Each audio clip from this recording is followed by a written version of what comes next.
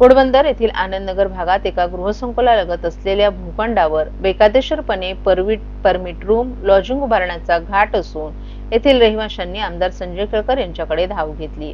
या प्रकरणी केळकर यांनी परिमंडळ उपायुक्तांना तात्काळ कारवाई करण्याचे निर्देश दिलेत। या कारवाईला दिरंगाई केल्यास रहिवाशांसह भाजप रस्त्यावर उतरून मोठा आंदोलन करेल असा इशाराही त्यांनी दिला आहे। कोपट येथील भाजपच्या कार्यालयात आयोजित जनसेवकाचा जनसंवाद या कार्यक्रमात आनंदनगर परिसरातील विजय वाटिका गृहसंकुलातील रहिवाशांनी आमदार संजय केळकर यांची भेट घेऊन निवेदन दिले। एका बाजूला निवासी संकुल, मंदिर आणि प्रजापिता ब्रह्मकुमारी संस्थेचं सभागृह असताना येथील मोकळ्या भूखंडावर बेकायदेशीरपणे परमिट रूम लॉजिंगसाठी बांधकाम सुरू करण्यात आले। यामुळे भविष्यात परिसरात असुरक्षित वातावरण निर्माण होऊन रहिवाशांना येथे राहणंही कठीण होईल। या बांधकामांवर तात्काळ कारवाई करून नागरिकांना दिलासा द्यावा अशी मागणी या निवेदनात देण्यात आली आहे। केळकर यांनी या प्रकरणाची गंभीर दखल घेत ठाणे महापालिकेच्या संबंधित परिमंडळ उपायुक्तांशी चर्चा केली आणि तातडीने कारवाई करण्याची सूचना केली। कारवाई करण्यात दिरंगाई झाल्यास रहिवाशांसह भाजप देखील रस्त्यावर उतरून आंदोलन करेल असा इशारा त्यांनी दिलाय। एकीकडे न्यायालयाने आदेश दिल्यानंतर अनधिकृत इमारतींच्या सोयीसुविधा खंडित केल्या जात असल्या तरी दुसरीकडे अनधिकृत बांधकामं जोरात सुरू आहेत। नागरिक लाखो रुपये देऊन घर विकत घेत आहेत। त्यांनी बाजूला लॉजिंग परमिट रूम पाहायचं का असा संतप्त सवालही केळकर यांनी उपस्थित केलाय। या कार्यक्रमात भिवंडी पूर्णा येथून आलेले रहिवासी होते। बिल्डरने केलेल्या फसवणुकीमुळे अनधिकृत इमारतींवर कारवाई करण्याबाबत नोटीस बजावण्यात आली असल्याने 104 कुटुंब वाऱ्यावर येणार आहेत। या कुटुंबियांना न्याय मिळेपर्यंत आपण त्यांच्या पाठीशी राहू असंही केळकर यांनी स्पष्ट केले। यावेळी बाळकुम येथील घर बळजबरीने तोडणं, ब्रह्माळा तलाव समस्या, गृहसंकुलांना बाकडे आणि डस्टबिन, महावितरण, ठाणे महानगरपालिका विद्युत विभाग आदी विविध विषयांसंदर्भात निवेदनं प्राप्त झाली। यावेळी माजी उपमहापौर सुभाष काळे, ठाणे जिल्हा हाऊसिंग फेडरेशनचे अध्यक्ष सीताराम राणे, परिवहन सदस्य विकास पाटील आदीही उपस्थित होते।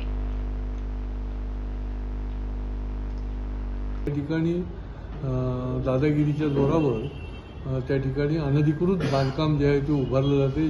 ज्या ठिकाणी लॉजिंग करण्याचा त्यांचा घाट घातलेला आहे, त्या ठिकाणी परमिट रूम बांधण्याचा घाट घातलेला आहे। एका बाजूला मंदिर आहे, एका बाजूला प्रजापिता ब्रह्मकुमारीचं संस्थेचं कार्यालय आहे, मोठा हॉल आहे आणि या ठिकाणी हे रेसिडेंट्स आहेत, हे लाखो करोडो रुपये खर्च करून येतात आणि त्यांनी हे रोज उठून बघायचं का?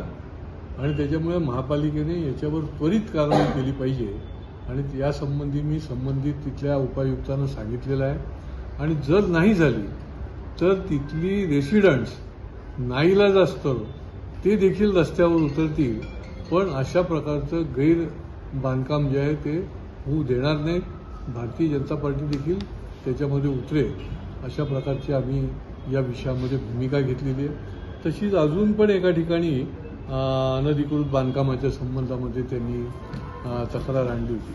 म्हणजे बघा की कोर्ट आदेश देते, राहती घरं देखील त्यांचं पाणी वीज बंद होत आहे आणि तरी देखील अनधिकृत बांधकामं जी आहेत ती थांबत नाही। ही फार मोठी धक्कादायक आहे किंवा संतापजनक आहे।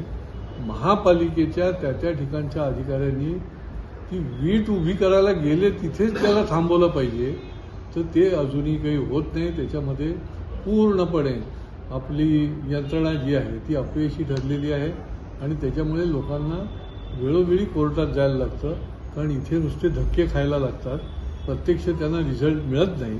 आणि त्यामुळे महापालिकेने खूप सजगपणे पोलिसांची मदत घेऊन वेळीच अशा प्रकारची जी लँड माफिया आहे, अशा प्रकारच्या अनधिकृत बांधकाम करणारी माफिया टोळी आहे ती उद्ध्वस्त करायला पाहिजे। त्यामुळे बाकीचे तर विषय या निमित्ताने आलेलेच आहेत। डोंबिवली असेल, नवी मुंबई असेल, निरनिराळ्या भागातले मुंबईचे देखील विषय काही ठिकाणचे आले होते।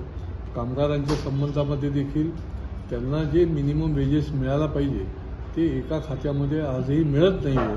त्याच्या संबंधीमध्ये देखील काही दिवसामध्ये आम्ही मीटिंग घेऊन ते प्रकरण देखील मार्गी लागणार आहोत।